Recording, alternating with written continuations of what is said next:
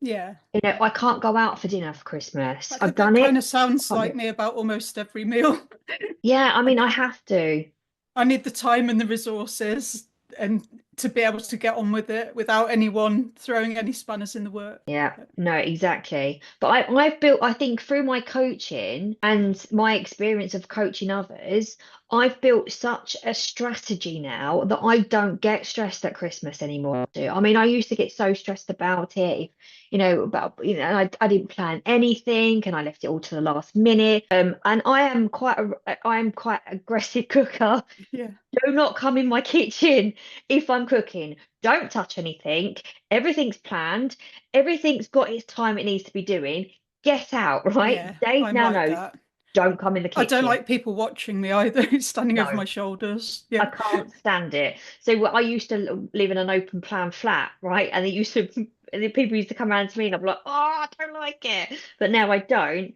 But like, if I suppose some strategies I would say, if I could share any, that's made my Christmas a little bit Go easier, for it. Yeah. is I've that got a list I want to share as well, but yeah, you go first. Yeah. cool. So I love it. Sharing's better, right? If it can help anybody, then brilliant. I absolutely plan the dinner. I actually book out a whole day in December, around about December the 14th. I pre-cook my potatoes in duck fat and then I freeze them, right? Wow.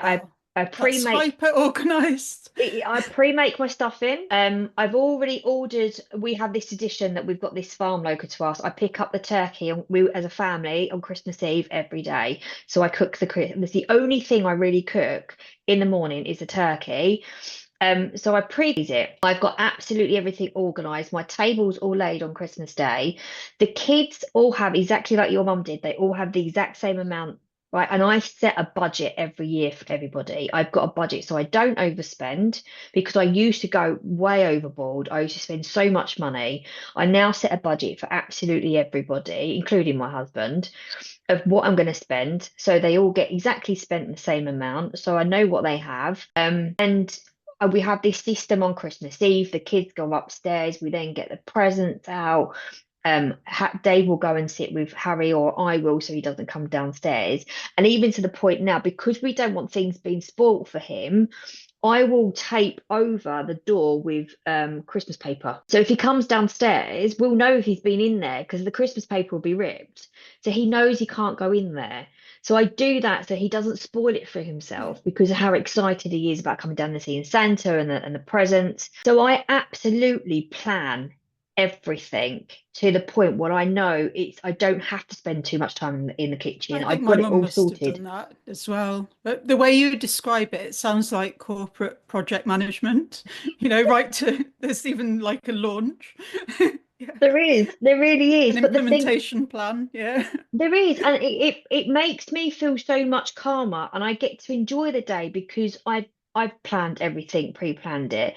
But I've also learnt my boundaries, Charlie, that if I do need to take, I do have family around, and I will give my husband the nod of I'm taking myself away for 20 minutes. Yeah. Like I need to downtime. I need to Yeah. go to my bedroom, and my bedroom's completely out of bounds. Family around and things like that. And my mum understands it. And I'll just go for 20 So you minutes. have a quiet room. That's a brilliant plan. Like our kids are a bit older, so Si and I quite often feel like we need a timeout, and we will say to the kids, "Okay, I know it's Christmas, but you can go and play Roblox on your laptop for a bit. Me and your dad are going for a little walk, and we just like disappear out for a really short walk just to get out of the house and away from all the computer games and all that. But it's one of the hardest things about my kids, I think, with Christmas is food, because particularly the older one, Z, who's 16 now, ADHD, I've been calling her, but she has a lot of sensory sensitivities around food and meals, and particularly sound sensitivities. So she's got misophonia. Yeah. She can't stand the noise of knives and forks scraping on plates, but also isn't keen on certain textures like mushy or slimy food. She doesn't like a roast dinner because meat needs to be soft and not too chewy for her. So there's very little that she would actually enjoy on a roast dinner, but she also hates being under scrutiny. So if we'd taken her, say, to my parents' house for a big sit-down Christmas dinner, and we're there, our kids are there, my brother, she would just find that she couldn't eat anything and just pushing food around a plate, looking miserable, and then under scrutiny from people that are worrying that Bless she her. might be anorexic or something like Yeah. that, and she just wants to curl up and die when she's on the spotlight like that. So I mean, she's with my ex-husband, her dad, every other year. But what I try to do is just give her the stuff I know she likes. And if she wants to wear noise-cancelling headphones, that's not a problem. If she wants to sit in the living room and watch telly rather than sitting up at the table, that's not a problem.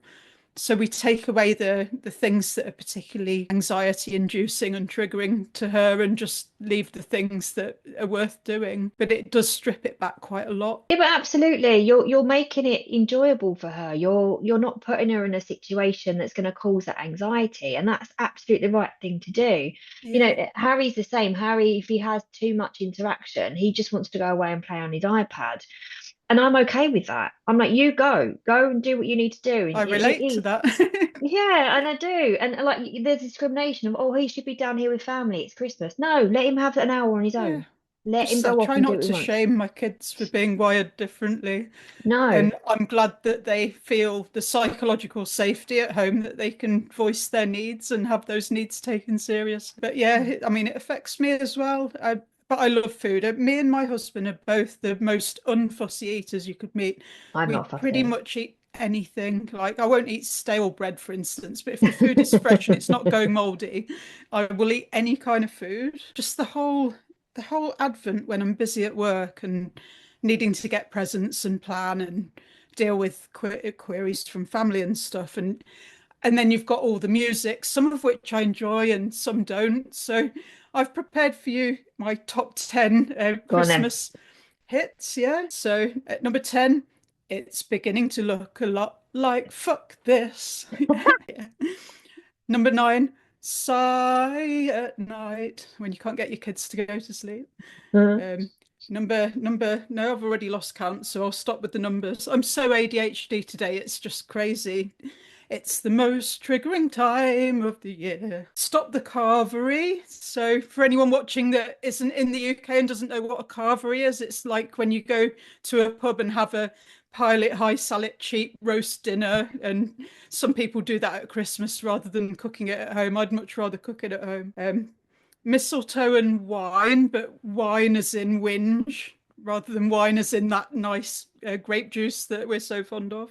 Mhm.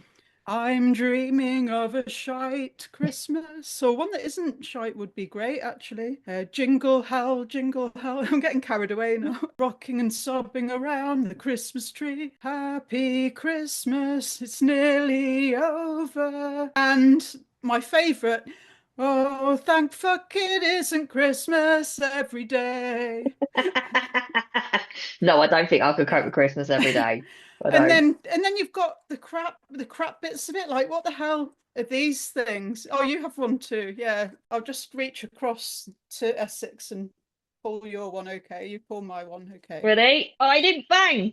Ah, There we go. so some stickers. Yeah, my kids quite like stickers. Got a navy blue paper hat which will break as soon as I put it on. I No can't wear pres them. My head's no too presents. small. Look. So it's like a scarf rather than a Yeah. hat So on you. anybody who's listening, I am putting a Christmas hat on my head and proving that my head is too small for a Christmas hat because look, oh, It's a lovely color, yeah. But it's a you'd nice need a colour, really but big look, pair of it glasses stinks. to keep it on. It stinks right over my head. I can't If wear them. if you got some of those glasses that have got like reindeer antlers on them or something. I like the reindeer antler headbands actually, but yeah. Should you do the joke? Yes. Oh, yours is the same So colour as mine mine. my hat is too small. So here, take this one. I'll take that one. Yeah, okay. Right, so Um my joke is how does an Eskimo fix his broken arm? I don't know, how did the Eskimo fix his broken arm? He glues it. Why did I laugh? I'm trying to prove that these are crap and not funny. How do sheep greet each other at Christmas? Bah humbug. Yeah, that should be the right answer, but this says a Merry Christmas to you, as in EWE, like a female sheep. Yeah. I think they've got that wrong, actually. I I'll prefer put them your in the answer. humbug. And then it says, give a sticker to the person with the biggest ears, the person who's the best singer, person who's the loudest, etc. Yeah, which is quite shaming, I think. A bit body Yeah. shaming and yeah, a bit Oh, neuronormative. ours has got trivia questions in it, Uh, which is not too bad. See if I know this one then. Okay, so which popular Christmas beverage is also called milk punch? Guess that must be eggnog. Yep, I don't think I've eggnog. ever had that. We like snowballs and mulled wine and mulled cider and pretty much any festive drink, but I don't think I've had eggnog. Just sounds a bit gross. It sounds like something you make out of raw eggs. Yeah, no, I don't like eggnog. What's your all-time favorite Christmas film? Oh, Gremlins. La, la, la, la, la, la, la, la, la, la, la. Yeah, absolutely love it. I've seen it again and again. And yeah, one more anecdote from my childhood. So my parents used to video my favourite films when they came on the telly. But there's a bit in that film where Phoebe Cates' character explains why she doesn't like Christmas, and it's to do with her dad dressing as Father Christmas and hiding in the chimney, but something going horribly wrong and him burning to death, and that's why she doesn't believe in Father Christmas. So when my mum videoed that and it came on just before the adverts, that bit, she then rewound it a bit and taped over it so as to spare young me from having to hear that story and to save my brother from finding out that there's no Father Christmas. So Oh, bless her. That's yeah. really thoughtful. Yeah, Can't do so I that was a these grown up days. when I first saw that scene, and I thought, well, I don't remember that. I had to ask my mum why. So See, she was my constantly making things special for us and yeah, constantly making the best out of a difficult situation. I mean that She's is my nice. absolute hero. She does. She sounds like a wonderful woman. My favorite Christmas film is Santa Claus the movie. Oh yeah, yeah, we love that as well. That's my mum's favorite, actually. Yeah, It it's a was lovely me and my film. nan used to sit and watch it together. She used to love Dudley Moore. The Absolutely Dudley love Dudley Moore Moore. character's so lovely. Yeah, well, Alfie's one of my favorite movies as well. Yeah. And yeah, so Santa Claus the movie, and I got my kids to watch it. I was like, well, you need to watch my favorite movie. And the best bit they liked about it is obviously licking the lollipop and floating. They were like, Mum, can Mhm. we have those? I was like, I don't think they actually exist. Don't Yeah. think there is flying What a lollipop. shame. I'd love to be able to fly. If you could give our listeners one message for Christmas, what would it be? Cut out the crap and just do the bits that actually matter to people. And Merry Christmas. Mm, I don't Mine, hate it really. I just find it a bit hard. So let's try and make it easier and then we can all enjoy it. mine would be do what's right for you, set your boundaries, take care of yourself and each other, and make sure that you take a break, but just enjoy it as much as you can. So, Merry Christmas Yeah. from me, and Merry Christmas from Merry NeuroWomen Christmas. Natter. See you soon.